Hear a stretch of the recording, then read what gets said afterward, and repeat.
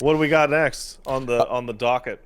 Well, we can talk about the fact that you need to jump on PSN now, right now, because the purge has started. It's actually much worse than expected. The list of PS3 games that can no longer get patches has been compiled because people have been testing it and figured out that, they've already started the cleansing. If you can't patch your game, you can't get online, you can't earn trophies. So you are going to have some trouble with a list of games here that I'm gonna tag the docket with.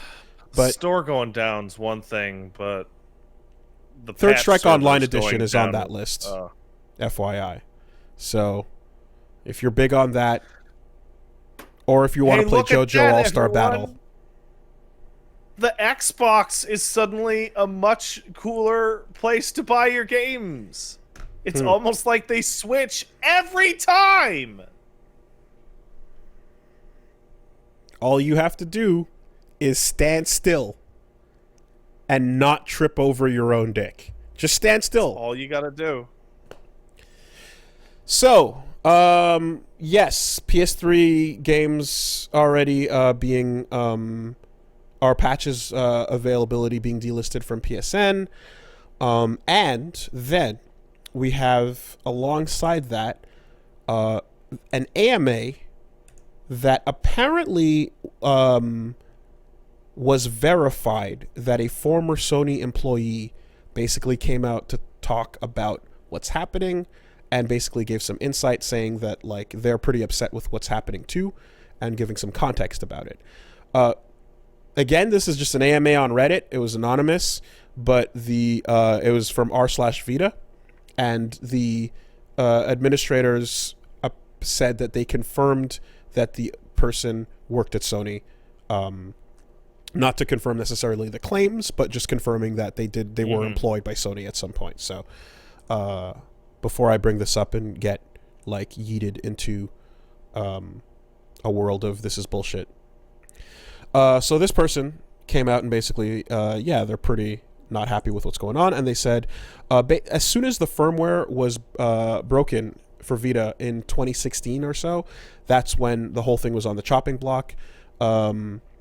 This is what took it internally from low effort passive income to actively trying to kill. So from this thread That here, explains a lot. Sounds like hacking did more harm than good. After the PSP and the Vita gets hacked, and they're like, well, time to give up. Yeah.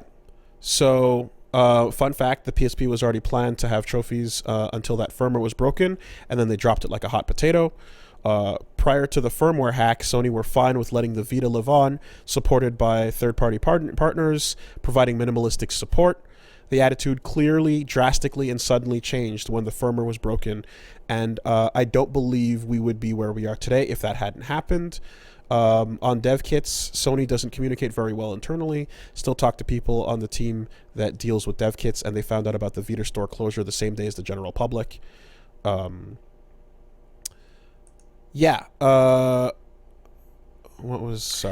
It's such a shame that the Vita got hacked that way. I mean, everybody knows that you can contribute the Nintendo 3DS's enormous, gargantuan, never-ending success to the fact that there was no way to ever get pirated games for the 3DS, and there was no way to emulate it.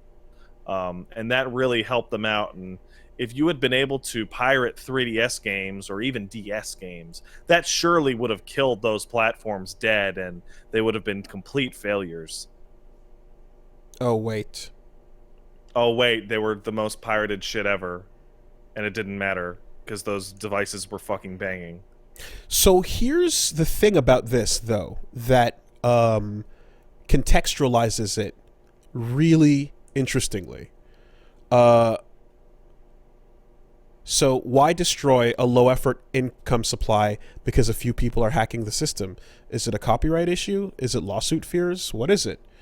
Answer: it's hard to overstate the impact of the 2011 hack on Sony's corporate culture. They're extremely fearful of hacks and network intrusions.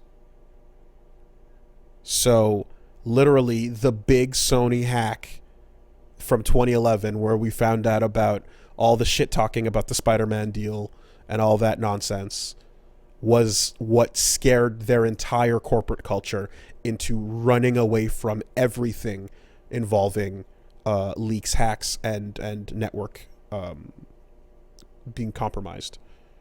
That thing. What a bunch of stupid pussies. Like, I'm sorry, like, because it's funny because it wasn't just the PS3 thing. Sony, I think, was it Pictures also got fucking super hacked, and like everyone found out that Amy Pascal was like a fucking crazy person and terrible at her job, and that every single decision Sony Pictures had ever made was the stupidest fucking decision possible. Oh, it was primarily not game related. It was primarily emails from Sony Pictures and things like that were the biggest headlines, if anything. We're very terrified that people will find out we're bad at our jobs, so we're gonna make sure to show everyone that we're bad at our jobs, and that way they won't be able to find out. The PS3 Vita stores were hacked together at what I consider the advent of the digital era. So the PS4 store was built as a separate entity and learned a lot of the what not to do lessons from the Vita and PS3 stores. Yeah, basically there was an internal idea of just keeping this online and going for a low effort passive income, but upon the firmware hack, they just actively started going like kill it off, get rid of it, and this is all based on their fear of what happened in 2011. It's an insane timeline. It's that explains a lot, because the PS3's current store, like, the funniest thing about, like, everyone got out there and get everything you can off the PS3 store. I say to you, good luck, because the modern PS3 store has crashed my PS3. Oh yeah, like, it is constantly so unoptimized. It used to happen it used to happen like 1 out of 5, like it was frequent crashing. I assume, in hindsight, that a lot of that is changes to the store made to make it more secure that were horribly optimized. And with the context that the PS4 store and thus PS5 store are like a completely separate, different ecosystem that they're much more comfortable with, it makes a little bit of sense that, like, the PS3 store and Vita store are being stabbed, but the PS4 store will continue on pretty much forever inside the PS5 store, and probably so on and so forth, until one of those gets hacked. Correct. And then they'll start the ecosystem over, I guess. Correct. What actually is pretty significant here to me is, up until this news, we had been, again, assuming this is all what it says. Up until this, we had been assuming that, like, this was being pulled down over a basic, like, greed motivator, right? Like, shut it down and then sell it later, right? Piecemeal if need be. Now that it's like, no, that's not the motivator. It's not a greed motivator. It's fear. That means it's turbo dead, and they're not even ever going to do anything to make up for the lack of access that we have now, or the killing off of entire consoles. If you have a worthless hunk of plastic in the form of a PSP go fuck yourself, because corporate fear is going to make them not think twice about finding a way to do something for that person. Oh, well, we're so afraid of piracy that we've actually given the moral, and in many cases, actually not even joking, legal justification for people to pirate.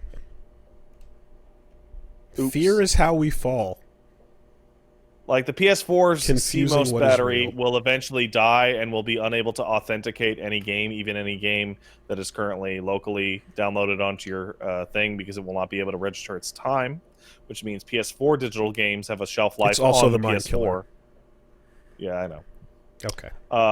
But that means that they have now created a moral and, in some countries, legal justification for people to hack the PS4 to emulate it. So yeah, there you go. That's what it was. They're just straight up like, this is all fallout from the same series of emails where we found out about that Kim Jong Un Seth Rogen movie. Oh, like, yeah. like this is all like connected in some weird fucking way, you know? Oh man. The I see something. I see a fantastic summation of this statement in the chat from Ramen Rider. Throw your merchandise in the ocean to own the pirates. You can't rob me if I shoot myself. Ah? Ah? But you Sony's blocked so off the fucking Suez incompetent. Canal. Sony's so fucking incompetent. Oh no, Like, my mouse died. every internal discussion that has ever come out of Be right Sony back. has ranged from these people are literally insane or they are laughably incompetent. Like, we all had crazy Ken Kutaragi. He was a crazy person, right? But now we got Jim Ryan. He's just bad at his job. What happened to Sean Layden? Sean Layden came out and was like, everyone had the worst reaction to Sean Layden ever, as this motherfucking businessman, scumbag, shithead. I hate him. And then he comes out talking about how making Vib Ribbon wasn't about the money. And then, like, a year after that, he just disappeared.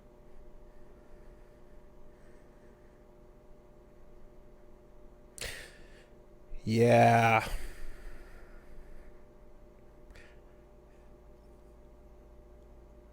I wonder how, like,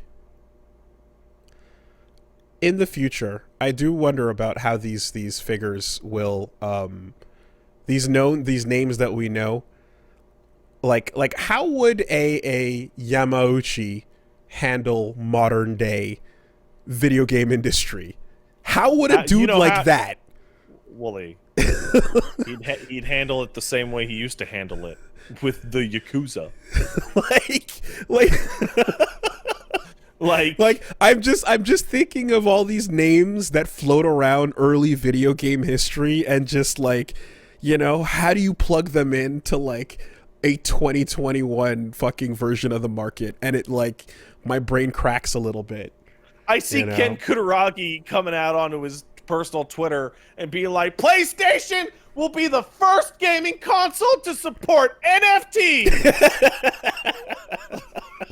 You can actively mine for them collectively together. You will. You can, and if you choose to not mine it, if you choose to not gather the spoils, then Sony will gather them from your console as it stays plugged in. This is the cost of joining the PlayStation family.